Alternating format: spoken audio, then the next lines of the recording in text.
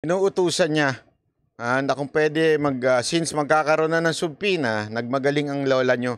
Kasi sabi niya, di umano umalis na. Madam, hindi ho sa amin pwede yung di umano. Sino kasi Ogie Diaz? Sabi ni babae, na taga DOJ ata, sabi niya, ma'am, ako, i-rewards ko na lang Ma'am, paalala ko lang. Wala namang kaso pa. Hindi nga to korte.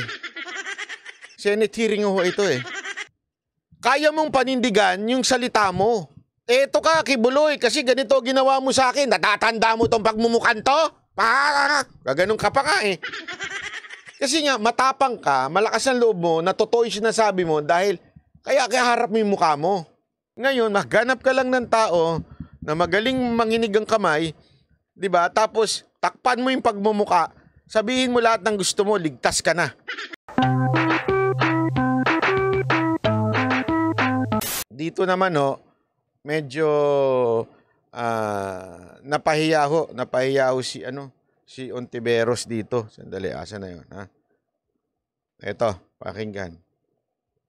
Posible po bang could you please issue an immigration lookout bulletin order ngayong bukod dun sa pag-confirm ng BI, ngayong may subpoena order na po ang Senate. Pwede po bang mag-issue ng ILBO kay Apollo Kibuloy? With the issuance of the ILBO, and since it's now an ongoing investigation, the DOJ can now issue an immigration lookout bulletin order. But just caveat lang po, Madam Chair, kasi po ang ILBO, it's not meant to prevent the subject from leaving the country. Napahiya si Ontiveros dyan.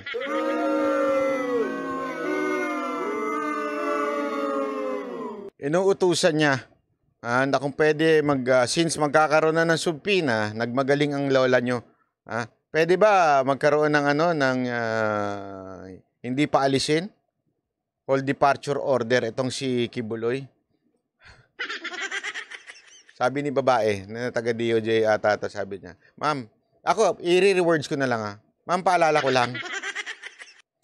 Wala namang kaso pa. Hindi nga to korte. Senate hearing ho ito So, according to the law, kailangan may conviction. O kung meron mang kaso talaga, sampahan nyo kasi ng kaso. Puro kasi kayo dito Hearing Hindi ho ito korte. So, wag nyo kaming inuutusan. Ang pwede lang, lookout order. Ibig sabihin, titingnan lang namin pagka umalis siya, hi, Pastor Kibuloy. Ganun lang. Alam mo kasi, Ontiveros, wag ka magmagaling. Magtanong ka sa abogadong nasa paligid mo. Puro kasi lalaki nga, puro kasi kung sino-sino nasa paligid mo Huwag kang Kung matatandaan niyo po, dati ho kasi meron kaming department order na in-issue para sa mga watchlist tsaka whole departure order. But this was declared unconstitutional by the Supreme Court. So, ito pong ILBO, it's just a way of monitoring. Monitor. Ginagawa nyo naman yan. Minomonitor yung pag-alis. Mga pumupunta sa Davao, minomonitor nyo nga Tinitingnan nyo nga yung flight manifestation. Diba? Alam nyo naman hindi nyo na kailangan yan lang ang pwedeng gawin hanggang walang kaso. Kaya sampahan nyo na kasi. Ang dami nyong anik-anik dyan Ang dami nyong hanas. The subject of the order, but not to prevent the subject from leaving the country. So, maaari lang pong gawin ito is i-monitor ng ating immigration officers yung movement po ng tao. So, in case dumaan sila sa immigration counter, they just take note of yung itinerary niya, where the subject will travel. But apart from that, it will not prevent the subject from leaving the country. Wala po kayong official na kaalaman dun sa isang balitang lumabas na di umano ay lumipad na siya or tumakas papuntang ibang bansa? Tama po, wala po sa records namin yun. Re-rewards ko naman ang sinabi ni Arvin Santos. Madam, hindi po kasi kami naniniwala sa chismis. Kasi sabi niya, di umano umalis na. Madam, hindi ho sa amin pwede yung di umano. Sino kasi Ogie Diaz? Di umano. Maganda, madam, maging vlogger na lang kayo. Pata sabihin nyo, galing sa puting ahas nyo. May nagsabi sa inyo, umalis na si Kibuloy. Ang title nyo, medyo clickbait din, ha? Kibuloy, umalis na. Ayon sa puting ahas. Manang Montiveros, paalala ko lang, senador ho kayo, hindi ho kayo vlogger. Ha? Parang awa nyo na. Bawal ang chismoso dyan. Based on our records po, as of to date, ang last po na flight ni Apollo Kibuloy po ay dumating po siya noong July 22, 2023. So, based on our records, nandito po siya. Oh, ayan. Malinaw. Malinaw. Chismosang Ontiveros. Ha? Oh, hindi ho umalis si Kibuloy. Nandito lang po siya. At kung aalis man po siya, hindi siya dadaan dyan. Sigurado ko. Baka dumaan na yun sa magsabi nga ni ano, sino ba to? Sino ba nagsabi? Si Pulong ba yun o si Baste? Sabi niya, magdaan ako Indonesia. Magpunta kasi Indonesia.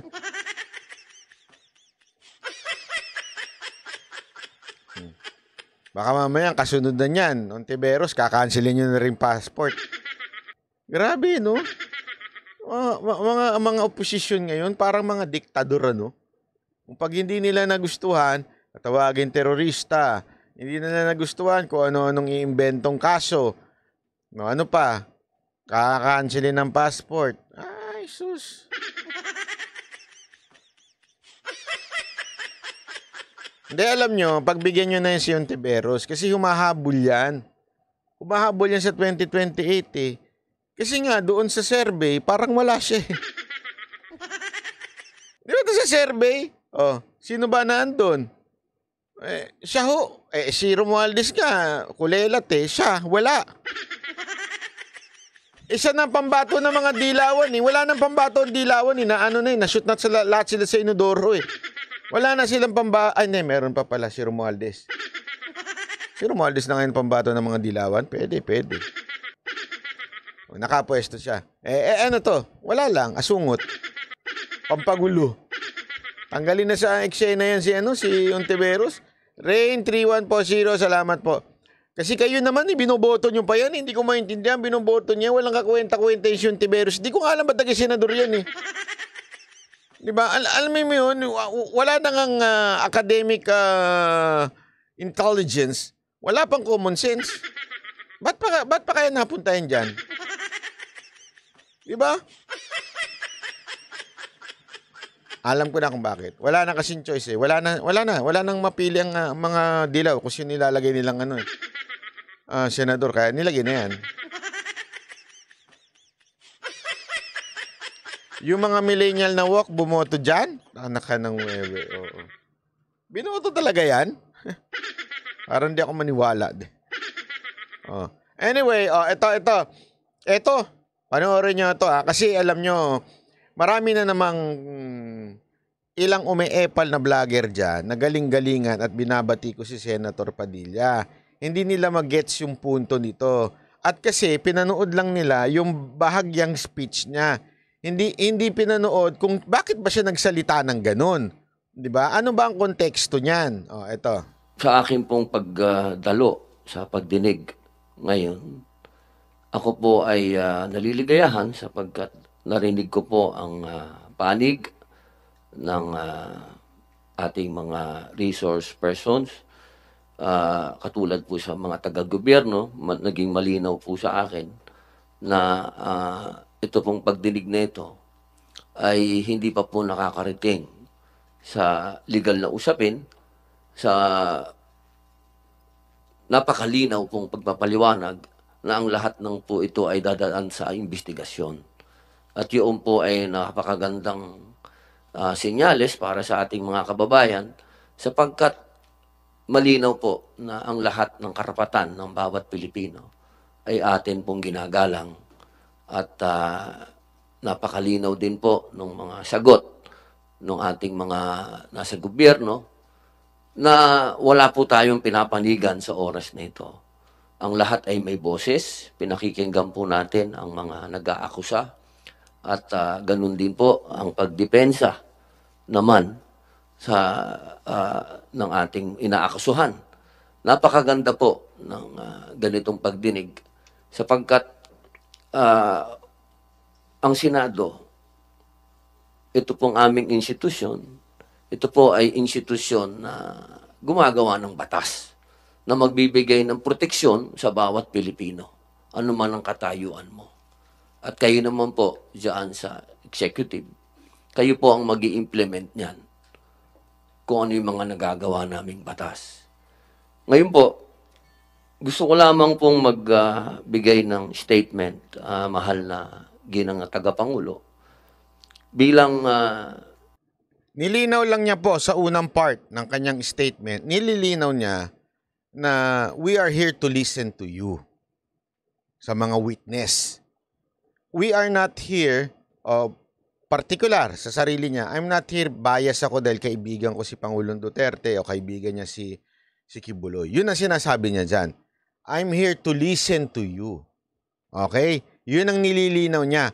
Nakikinig kami sa inyo. Pero ito ang kasunod.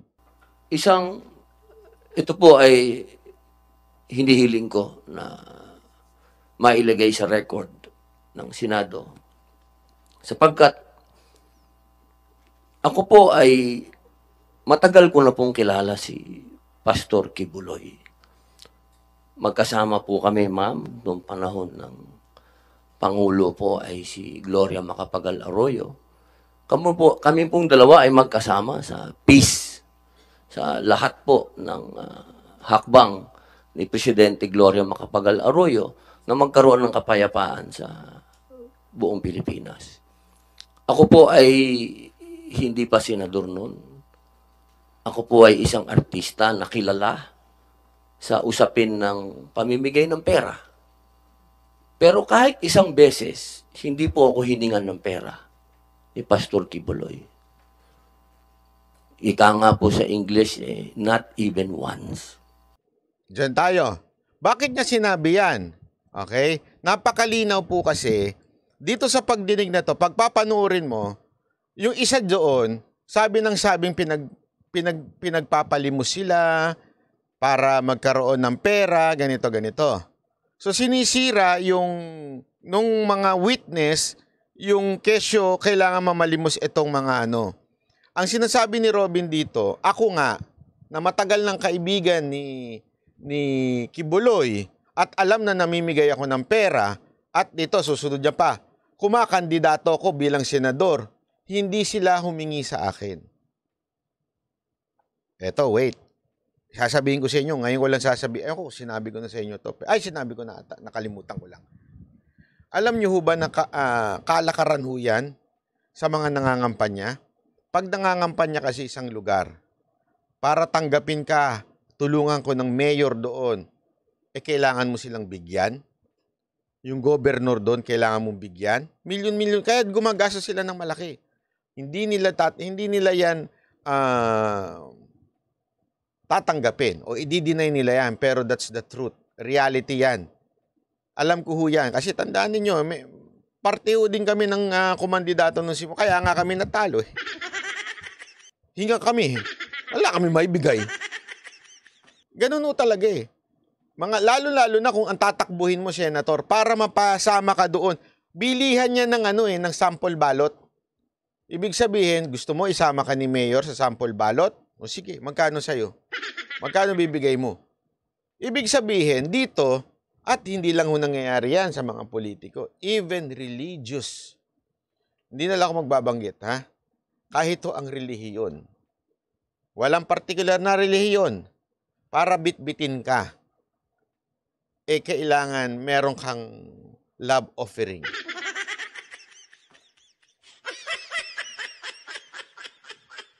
para tulungan ka. Mapa-lokal, mapa-national. Kunwari sa local, kailangan mong abutan yung dapat mong abutan na relihiyon. Tapos, tutulungan ka nung pare. Ay, mali. Ba't mo sinabing pare? Hindi. Pare, ministro, pastor. O, yan. Para malinaw tayo. Lahat to. Wala ko tayong inaano dito. Wala ko tayong ini-exclude dito. Lahat to, merong mga ganyan tiwali na talagang para tulungan ka. O, Mr. Senator, sira na yung kotse ko eh.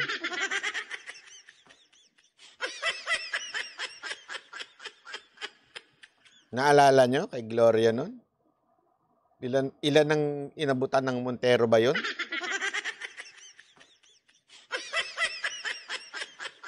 Di ba?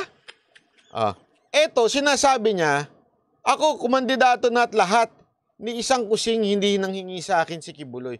Kung talagang, eto I'm not saying hindi ako naniniwalang hindi na mamalimos hindi yun ang punto ko dito. Pero sinasabi ko lang sa inyo, ano yung context ng sinasabi ni Robin Padilla? It's for you to decide if totoo kaya o hindi. But this is the context ng sinasabi ni Senator Robin Padilla. Na sinasabi niya, hindi ako hiningan. Ibig sabihin, hindi niya nakitang humuhut-hut si Kibuloy. Yun ang sinasabi niya dito.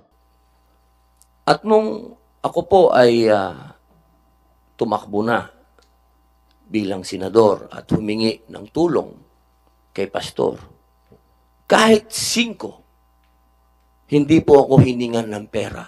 Sana all. Mapapasana all ka na lang, ano? Pastor Kibuloy. Pag ako ba tumakbo, barangay captain, Debili lang. Pero yun ang gets ninyo. Ito literal, inamin niya. Kaya nga alam mo, gusto ko tumaman to eh. Gusto ko tumaman to, napaka-honest na tao. Inamin niya. Humingi ako ng tulong kay Pastor Kibuloy. Iilan lang siguro ang aamin ng ganun. Di ba? Yung iba, tataas ng ihi. Ito talaga, inamin niya. Humingi ako ng tulong kay Pastor Kibuloy. At hindi niya ako siningil.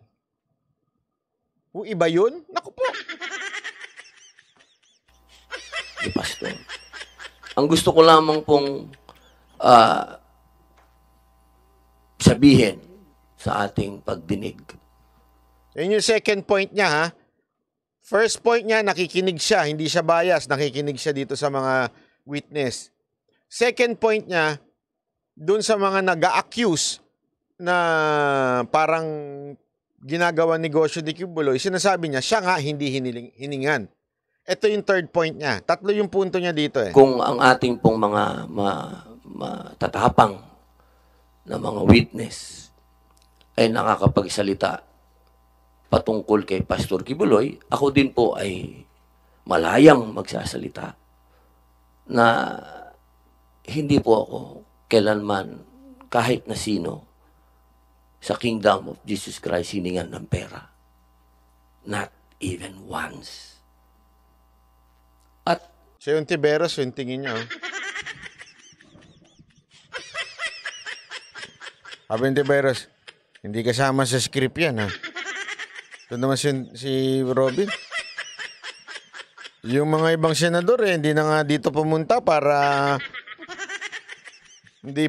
para pagtanggol si Kibuloy. Ikaw naman. Hindi, alam mo, nagtaka rin ako, Nagtaka rin ako. Bakit wala yung iba? Kasi tandaan ninyo, halos lahat ng unitae. Hindi, tama naman. Lahat ng mga tumakbong senador na itong nakaraan, sumipsip kay Kibuloy. Maari nung mga una, hindi pa. Pero nung nakita nila na malakas si Kibuloy, lalo na nung panahon ni PRRD, sumipsip lahat kay Kibuloy. Oh, asan na yung mga senador na yun? Nga. Di ba?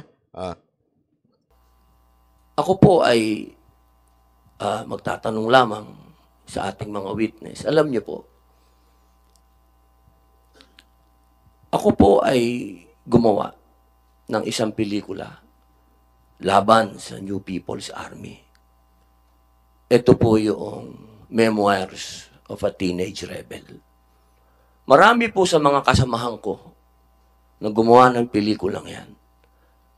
Sabi nito, sobrang yaman ni Kibbs alangan naman higang ka. Anong rason, Senator Robin? O, hindi babalik ko sa iyo yung tanong, Manuel. Kung sinasabi mong mayaman at hindi nga siya nanghingi ng milyon-milyon kay Senator Robin, di malamang, hindi rin sila namamalimos. Hindi, binabalik ko lang kasi mali yung logic niya Ipabato ko sa kanya yung maling logic. Okay? Kasi yun ang sinasabi mo, mayaman si Kibuloy, hindi ka hihingan yan. Ay, hindi yun ang punto dyan. Kasi whether mayaman o hindi ibig sabihin mayaman, di na sakim sa pera. Hindi yun. May mayaman na, ganun pa rin ang ganun sa pera Di ba? Ang punto niya nga dito, hindi ganun si Kibuloy. Pinapasinungalingan niya yung mga nagsasabing inutusan sila, namamalimos. Di ba? Yun ang sinasabi niya dito. Oh. Pambira. Doon nga galing O di bakit di siya humingi kay Robin? Mas malaki yun. One time, big time. Gawain naman talaga yun. Oh. Yun ang punto ko dito Gawain talaga yan ng mga religious groups. Pagka nilapitan sila, ano labo, piring mo? Gawain nila yan. Ngayon sasabihin mo, doon nga nanggagaling sa limos. Yung limos, ang tagal mo pa para kolektahin yun. Mangungulekta ka, 3,000 lang kada week ba yun? O isang araw o whatsoever? Dito, milyon kagad. Pag sinabi niya, sigurado gusto mo manalo? Gusto mo lahat ng boto ng kingdom? Sige nga, yung logic kasi mali Pag mali ang logic, shut up na lang. Nagsalamin, nagtago, hindi nagpakilala. Pati yung direktor namin natakot. Pero alam niyo po, nung tinanong nila ako kung ako ba'y magpapakilala, ang sinabi ko po'y opo. Hindi po dahil sa hindi ako natatakot. Kung hindi, inisip ko po yung mga teenage rebels na naglabas ng mga mukha nila at nagsalita sila laban sa organisasyon na pinasok nila at sila'y naabuso. Ang ibig ko pong sabihin, wala po akong pinapanigan dito. Dahil ang Senado ay kakampi ng bawat Pilipino. Ang gusto ko lamang pong sabihin, kung tayo po ay mag-aakusa at titindig, kaya natatakot po tayo o hindi, kailangan harapin po natin kung sino yung inaakusahan natin. Nang nakikita po yung mukha natin at kilala tayo. Dahil yun po. Itsura ni yung Tiberos, naninindak Hindi ko alam Ontiveros, bakit ka nakatitig kay Robby? Naninindak ka ba o may pagnanasa? Linawin ko lang, yung pagnanasa sa bigote Hindi kay Robin. Kasi iba yung bigote ni Robin kaya talagang sabi siguro nito, nakakakiliti siguro yung yung bigote nito. Kita mo, iba pa naman ang dating ni Robin. Sabi nito isa both. Hindi ako nagtatanong both. Hindi, yan talaga ang tanong ko dyan Ano sa tingin ninyo sinasabi sa utak ni Ontiveros? Nagagandahan siya sa bigote ni Robin? Naiinis siya kasi wala sa script yan?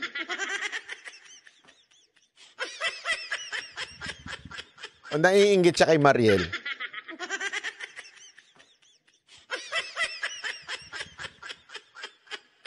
Ang matatandaan ng susunod na henerasyon kung paano tayo tumindig. Ayan. Ito yung third point ni Robin. Nasabi ko tama tong point ni Senator Robin. Bakit kanyo? Kasi ganito yan Mag-aakusa ka na hindi pwedeng questionin yung credibility mo. Anong klaseng bayan meron tayo? Nakatakip ang muka? I mean, sasabihin ng iba, safety. Sandali. karapatan din naman ng inaakusahan mo na makilala kung sino ka. Pambihira ka, magsasabi ka ng kung ano-ano. Hindi ka namin pwedeng i-cross-exam o tingnan kung meron ka ba talagang credibility. Kasi parang ganito yan eh. Di ba naiinis tayo pag may mga troll sa Facebook, walang muka, kumakaakusa, yung makasalita, akala mo kung sinong may alam sa'yo. Sasabihan ka na kung ano, bayad ka kasi, ganito ka kasi, ganyan ka kasi. O, di ba? O, tapos, hindi mo naman sila makita kung sino sila. Ganyan na ang Pilipinas ngayon eh. Akusa ng akusa. Hindi nagpapakita. Well, in other words, wala akong pananagutan. Ika nga. Pansinin nyo, sino yung malakas mag-akusa? Yung mga nakakalusot, yung mga walang pananagutan. Troll. Yung mga walang muka. Oh, sa social media. At saka yung mga nasa ibang bansa. Why? Because it doesn't matter to them whether it's true or not. As long as we accuse you, okay na sa amin yun. Views na yun. O kaya naman, ganun lang yan, pera-pera eh. Yung mga nag-aakusa na nasa ibang bansa, for the views yan, for the content yan. Eh yung mga nag-aakusa na troll, may sahod yan eh.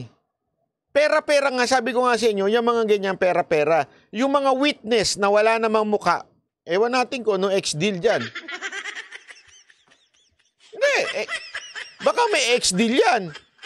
Kasi kung talagang ikaw, nag-aakusa ka na totoo sinasabi mo, paninindigan mo. Yan ang sinasabi ni Senator Robin. Kaya mong panindigan yung salita mo. Eto ka, Kibuloy, kasi ganito ginawa mo sa akin. Natatanda mo tong pagmumukan to? Gaganon ka pa nga eh. Kasi nga, matapang ka, malakas ang loob mo, na totoo yung sinasabi mo dahil kaya harap mo yung mukha mo. Oh, di ba? Tama, mali. Yun ang sinasabi ni Senator Robin dyan. Kung talagang totoo yung sinasabi ninyo, magpakita kayo ng muka. Hindi yung hindi kayo pwedeng questionin. Di ba? Titig na titig eh. Hindi totoo naman eh, di ba? Ako, pagka meron akong ka-argument, tinititigan ko pa eh. Kasi sigurado kung totoo sinasabi mo, ito sinasabi ko. Sige, ito talaga eh. Kumbinsido kasi ako eh, na ito talaga yung sinasabi ko. Oh, ikaw yun ang hipo ng ano ko eh. Diba? Hindi yung magtatago ka, sasabihin mo, ganito ka. Minulestya ka ng walang ano. Hindi pa pwede yun. Diba? Tatago-tago. Ano ito? Taguan? Karapatan din naman po ng ina-accuse nyo na protektahan nila yung sarili na depensahan nila yung sarili nila. Ay, yun nga eh, banat bay. Sa Senate, hindi naman yun ang question doon eh. Sa Senate, baligtad. Totoo naman eh. Sa Senate, ito, totoo, sa Senate, accuse now, change later. Oh, sa Senate. O di kaya accuse now, bahala na later kung ano mangyari, di ba? Depende, kung tinuloy yung bayad sa akin, tuloy natin. Pag hindi tinuloy, babaligtad ako. Baligtad eh, di ba? Tapos isa pa, sa Senate, accuse muna bago ka magbigay ng ebidensya. Oh, okay na yung yung dal-dal-dal-dal, ayos na yun. Diba? Ayos na yun eh. Basta dumaldal ka, okay na yun. O, ganun lang eh. Walang pananagutan. Eh kung ganun lang pala, kung maglabas si Kibuloy ng witness niya, na nakatakip din ang muka for protection. Ano sinasabi niya? Ikaw, Ontiveros, yung driver mo, nagja-jack and poy kayo bago kayo umuwi. Hindi, di ba? Halimbawa lang. Hindi, ito ano lang baligtarin natin ang senaryo. Si Kibuloy naman na magsalita ngayon. Ikaw, Ontiveros, bago kayo umuwi ng driver mo, nagke-KFC kayo. Ang lakas mo nga daw kumain ng KFC. Calap! Ang calap-calap! Ganun eh, di ba? Tapos, yung nilabas yung witness, sino nakakita? Yung doon, yung nakatambay doon na bebenta ng Yossi. Nakita niya kayo. Pakita mo nga, nakatakip ang muka.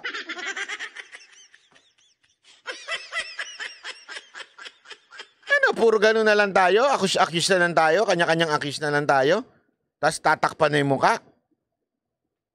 Naintindihan nyo ibig sabihin? Hindi, sana wag ganun. Kasi wala nang lahat ng ina-accuse dapat binibigyan ng due process. Lahat ng ina-accuse dapat to inosente until proven guilty.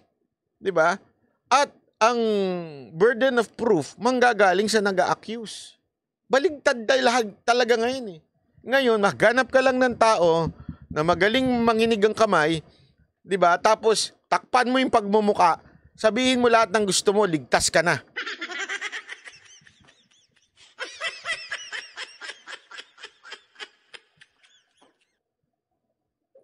Ano, babuyan na ba tayo ngayon? Wala na ba tayong hustisya sa Pilipinas? Hindi, isipin nyo yun ha. Ang swerte nyo lang, kayo nakaupo dyan. Eh, paano ko bigla may mag-accuse si Banat Bay?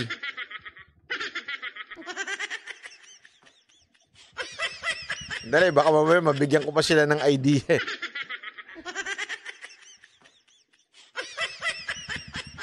Si Banat Bay, dalawa-dalawa jowa. Tatlo pala, si Gigi, si Janela, at saka si Ibana. Paano mo nalaman? Driver ako ni Banat Bay. Nakatakip yung muka. Kahit wala naman akong driver. Di ba? Ang birang buhay, ere. Oo. Baduy talaga ito si Itoberos, oh.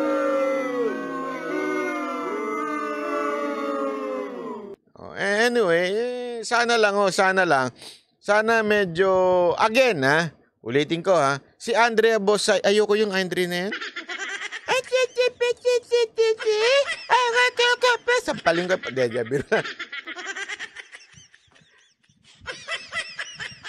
ayoko ng mga ganun babae, tutok-tokan ko pagka ganun. Ang blueberry ba, blue? Ay, kulay blue, ganun. Anyway, again hindi ko po sinasabi dito na hindi totoo yung sinasabi ng mga witness. Hindi ko rin sinasabing walang kasalanan si Kibuloy dito. Ang akin lang, lahat ng ina-accuse dapat binibigyan ng pagkakataon. 'Di ba? Una-una, kung ano yung ginawa nila kay Tebes noon. Okay, na pinapaharap nila sa Senado, na kesyo ganito. Paano haharap kung inaccuse nyo na kaagad in media? Yun nga ang problema, nauuna muna yung judgment bago mo tanungin. Parang si Budo Lipunan, magtatanong pero may conclusion na. Parang gago lang, di ba? Tatanungin niya si Jojo de Guzman, uy, alam mo ba yung nangyari kay Banat Bay? Sabi naman ni Jojo, malabo yan na binayaran. Ganun. Black ka na. Bakla eh. Nagigets ninyo? Bakit? Nagtanong ka pa, meron ka naman palang laman sa utak mo. 'Di ba? Hindi na ho yun pag-iimbestiga o pagtatanong. Ang tawag doon, naghahanap ka lang ng kakampi. Ganon din na nangyayari dito eh. Hindi naman inaalam ni Ontiveros ang tunay na dahilan, ang tunay na nangyari. Anong ginagawa niya? Naganap lang siya ng shoot doon sa script niya. So mali eh. Hindi dapat ganun. Kung talagang Senate hearing in aid of legislation, wala na nga yung aid of legislation dyan. Isipin mo yan ang purpose yan na in aid of legislation para makagawa ng batas. Wala na yun eh. Ang purpose na lang dyan, idiin natin si Kibuloy. Kasi pag naidiin si Kibuloy, diin na natin si Duterte. Tapos si BP Sara para may chance ako.